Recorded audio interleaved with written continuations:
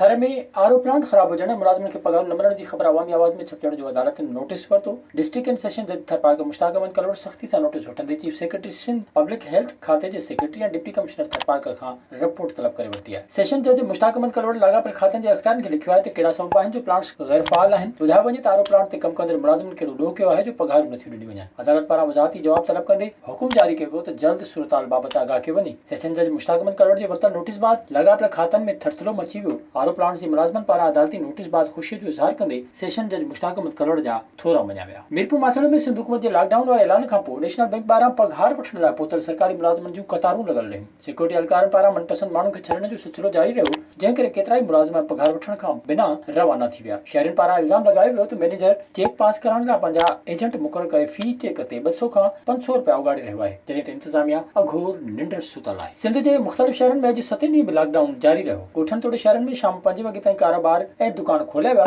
डिगड़ी शहर में खाधे पीते जूं शयूं ऐं मेडिकल स्टोर, ज़री दवाउं, भाण ऐं भाॼी जा दुकान शाम 5 ताईं खुलियल रखिया विया। इन मौक़े ते पुलिस मुख़्तलिफ़ रोडनि ऐं पाड़नि में गश्त कंदी रही। कोटड़ी में भी 7 ॾींहं मुकमल तौर ते लॉकडाउन रहियो। बिलावल मेडिकल कॉलेज अस्पताल में सिहत खाते जो अमलो डॉक्टर हंगामी तौर ते पंहिंजूं ख़िदमतूं सरअंजाम ॾियण में मसरूफ़ रहिया। अस्पताल में आम मरीज़नि जी चकास करे उन्हनि खे इलाज ॾियण जो सिलसिलो जारी रहियो। मीरपुर माथलो में 7 ॾींहं मेडिकल स्टोर, करियाना स्टोर, सब्जी मार्केट खां सवाइ ॿियो कारोबार मुकमल तौर बंदि रखियो वियो। माण्हू घरनि ताईं महदूद थी विया। रोज़गार न मिलण करे पोरियो तबिको फ़ाक़ा काटण ते मजबूर आहे। विज़िट कयो अवामी आवाज़ मीडिया ग्रुप जी वेबसाइट awamiawaz.pk